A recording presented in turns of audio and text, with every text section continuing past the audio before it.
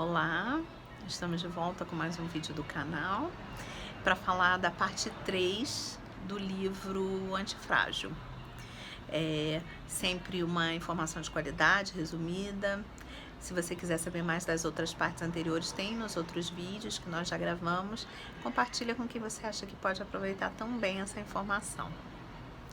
Então o autor vai começar nessa parte, que é uma parte, apesar de pequena do livro, que inclui muita informação importante para você entender qual é o pensamento do autor e como ele constrói o conceito da antifragilidade. Então ele vai falar sobre duas figuras nova-iorquinas, duas figuras que improvavelmente amigas, que são o Tony Gorducho e o Nero de Tulip. Então o Tony Gorducho, ele foi criado no Brooklyn, uma pessoa simples e que depois mudou para Nova Jersey. Já o Nero Tulip, ele é uma pessoa de uma classe social mais elevada, de uma família que tem riqueza há séculos, mas mesmo assim eles conseguem conviver bem juntos. E durante a crise de 2008, eles são dos poucos que sobrevivem a essa crise. Por quê? Porque eles conseguem reconhecer a antifragilidade nos outros. Então, o Tony Gorducho, ele tem uma espécie de faro para a antifragilidade.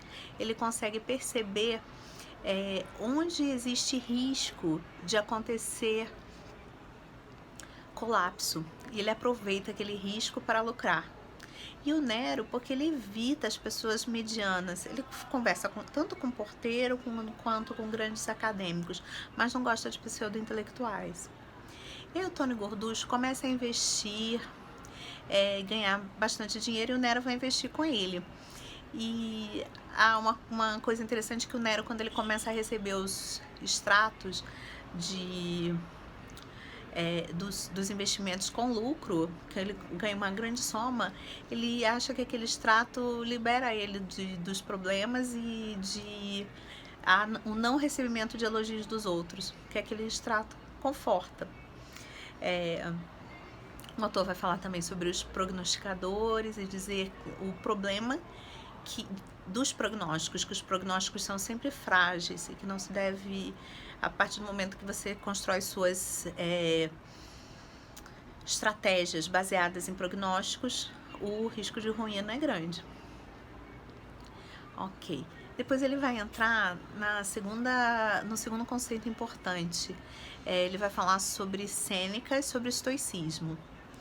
O estoicismo é uma escola filosófica que foi criada por Zenão de Cício e fala sobre a necessidade de você aceitar a adversidade como um presente do destino, que você precisa aceitar os desafios como uma coisa positiva e que aquilo vai te fortalecer.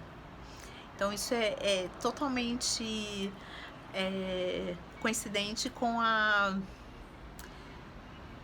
o conceito da antifragilidade do autor. Então, que as adversidades são fortalecedoras. Inclusive, o estoicismo teve uma grande influência sobre a doutrina cristã. Então, esses filósofos influenciaram o cristianismo. Sêneca, então, olha que interessante. Sêneca foi tutor do imperador Nero e era o homem mais rico de toda Roma. Então, na época, a fortuna dele era de 300 milhões de denários. Para você ter uma ideia do que isso significaria em termos atuais, 300 milhões de denários corresponderiam, mais ou menos, levando-se em consideração que Judas recebeu 30 denários para entregar Jesus. Então, isso correspondia ao salário de um mês. Se a gente fizer uma correlação de que o salário, levando um salário mínimo para 1.000 euros, seria algo como 10 bilhões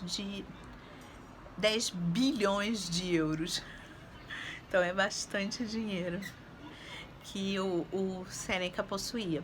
E mesmo assim, ele tentava, dentro das possibilidades dele,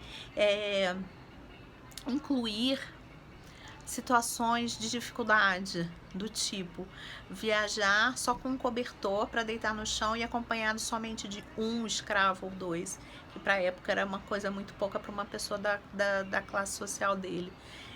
Ele achava que ele precisava desenvolver essa independência dos bens materiais, porque não que ele não quisesse ter os bens, isso é bem interessante do Sêneca, mas ele não queria ter essa dependência, porque ele achava que o sofrimento estava em você ter medo de perder os bens materiais. Então, a partir do momento que você se libertasse desse medo, você não sofreria. Muito interessante, não? Vem de milhares de anos atrás, essa sabedoria do homem que já foi o homem mais rico de Roma, né? Então, e aí a gente vai entrar na simetria do sucesso, né? A partir do momento que você atinge o sucesso, você tem muito mais a perder do que a ganhar. Então, é essa assimetria que faz com que a pessoa fique super apegada e com medo de perder o que ela já conquistou, né? Então, o que a gente tem que fazer? Transformar o medo em prudência. Essa prudência que vai fazer com que a gente preserve o nosso patrimônio. Não um medo desesperado, mas sim a prudência. Isso é extremamente importante, porque as pessoas são imprudentes. Elas têm medo dos riscos pequenos e elas desprezam os riscos grandes que podem levar à ruína.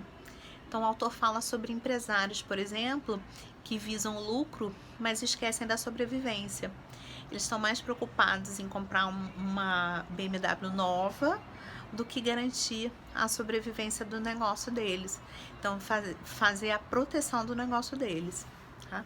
Então, como que o autor vai falar sobre essa proteção, né? E aí ele entra na estratégia de barbel. Isso é importante, vocês entenderem esse conceito da estratégia de barbel. Isso é bem característico da obra do autor, do Nassim Taleb. E vocês, entendendo isso, vocês vão entender uma boa parte do que ele quer dizer. Então, a estratégia de barbel é uma estratégia onde você compara esse barbell, né, em inglês, né, barbell, daquela barra que tem dois pesos que os levantadores de peso levantam, sabe? A barra de ferro com pesos ao lado. E então ele compara a estratégia com essa barra. Como seria essa barra? Essa barra teria dois lados opostos que não precisam ser como na barra do levantador iguais, eles podem ser assimétricos. Num lado da barra você teria risco, do outro segurança, mas você nunca deveria estar no intermediário, porque ele fala que naquele intermediário existe uma falsa sensação de segurança e onde você pode perder tudo. Então ele dá uma sugestão, por exemplo, de 90% em títulos que são que tem proteção contra a inflação e 10% em fundos altamente agressivos, que nesse caso, se você perder o que está no fundo altamente agressivo, você não está se expondo à ruína, mas também você pode ter ganhos exponencialmente muito altos. Ao passo que, se você investe todo o seu dinheiro em fundos intermediários, que não são tão agressivos, você fica com uma falsa sensação de segurança, mas ainda exposto à ruína, tá? Então, isso é bem importante. Ele vai falar que a ordem altera os fatores. Então, se a gente imaginar que se você for fazer um procedimento e depois a anestesia não vai funcionar, né? Você precisa fazer anestesia para depois fazer o procedimento cirúrgico. Outro exemplo que ele dá é de você comer a sobremesa e o café e depois a refeição. Então, você não pode usar isso da mesma forma que você também precisa se proteger, né? Antes de entrar em situações de risco, tá? Então, a antifragilidade, ela vai ser uma combinação, tá? Isso é importante, uma combinação da agressividade com a paranoia. Então, a agressividade de conseguir lucros com a paranoia de não perder. Então, ele fala que a antifragilidade é uma combinação desses fatores, tá? Que a gente deve ignorar os pequenos perigos, muitas vezes eles são benéficos, mas focar nos grandes. O que são os grandes? Aqueles que podem te tirar do jogo, aqueles que podem te levar à ruína, aqueles que podem destruir seu patrimônio ou sua vida. O autor fala, por exemplo, eu não ando de motocicleta. Ele evita se expor a riscos que levariam ele à perda da vida. Eu não ando de bicicleta na cidade. Então, são riscos que não devem ser assumidos, segundo ele, porque te colocam em risco de vida, né?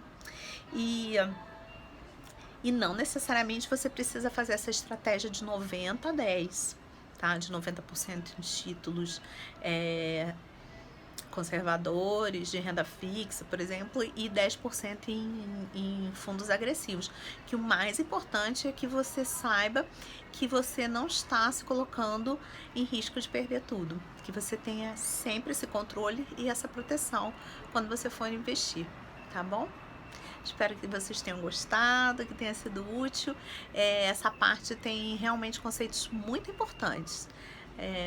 Fico à disposição se tiverem dúvidas ou comentários, tá? Até logo!